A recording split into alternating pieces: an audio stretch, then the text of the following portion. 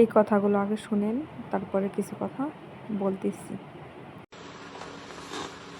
Hello, আসসালামু আলাইকুম ভাই। আমার বউরে মার গেলাইছে ওর বাপ মায়। কি কারণে? ও মরার 3-4 দিন আগে ওর বাপ মায় স্বর্ণ চাইছিল ওর দ্বারে। ও স্বর্ণ দেয় নাই। ওই স্বর্ণ থুই ওর বাপে টাকা আনতে চাইছিল। পরবর্তীতে ওই স্বর্ণ দেয় নাই, কয় এটা আমার স্বামীর স্বর্ণ, এটা আমি দিতে পারবো না।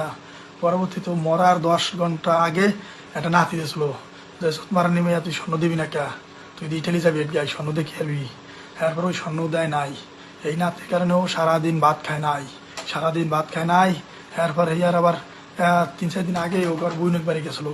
আর বইনের বাড়ি গেছিলো, পরে 2 রাত রয়েছে ওই বাড়ি। 2 রাত রয়েছে। তারপরে আমি একটু অভিমান করি কথা কইনি ওরাতে। তাই অভিমান করি একদিন কথা কই নাই। পরের দিন সন্ধ্যাবেলা ফোন দিছি পরে ও আমার কথা কইছে। ও মেসেজে কথা কইতো, আবার ওটা হিস্টোরি ছাড়তো, আমি একটা হিস্টোরি ছাড়তাম। এইভাবে হলো কথা আদান প্রদান করতাম রাতে, কিন্তু আমি মুহামুহি কথা কইতাম না।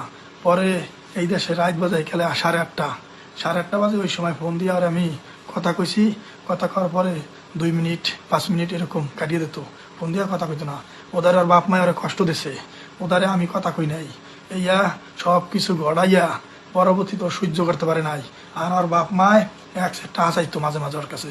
ওই তো তোর বিয়ে দিছে, তুই প্রবাসী বলার কাছে থেকে টাকা চাস না কে? একবার কা ওর মামু বিদেশ যাইবে, ওর মামুর যে 8 লাখ টাকা চাইছে। আমি কিছু এতটা আমি দিতে পারবো না। আমার যা তৈফিকা আছে 1-2 লাখ হেরুন দিতে পারবো, আমি 8 লাখ 10 লাখ দিতে পারবো না। এরপর আবার ওর বোনে বিল্ডিং দিতে আছে, এই আমাদের 5 লাখ চায়। 5 লাখ চায়, অনেক অনুরোধ করছে, আমার অনেক অনুরোধ করছে, কিন্তু আমি দিতে পারি না। 5 লাখ 10 লাখ এভাবে কি দেওয়া সম্ভব?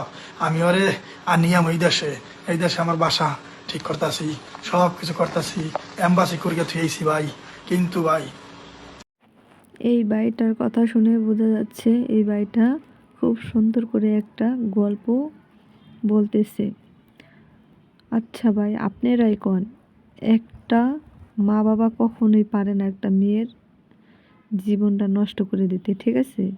শ্বশুর বাড়ি থেকে যদি আরও নির্যাতন করে, মারধর করে, টাকা বা সোনা গয়না যেই হোক না কেন, বাবা মা চায় আরও নিজে কষ্ট করে টাকা দিয়ে দিল যে মেয়েটা শান্তিতে থাক, ভালো থাক। এই বাড়িটার কথা আমার একটু বিশ্বাস হচ্ছে না। আমার মনে হচ্ছে যে এই বাড়িটার ফ্যামিলির সমস্যা আছে। ওই সমস্যাটা এখন বলতে না পারতেছে, এই জন্য এই মেয়েটার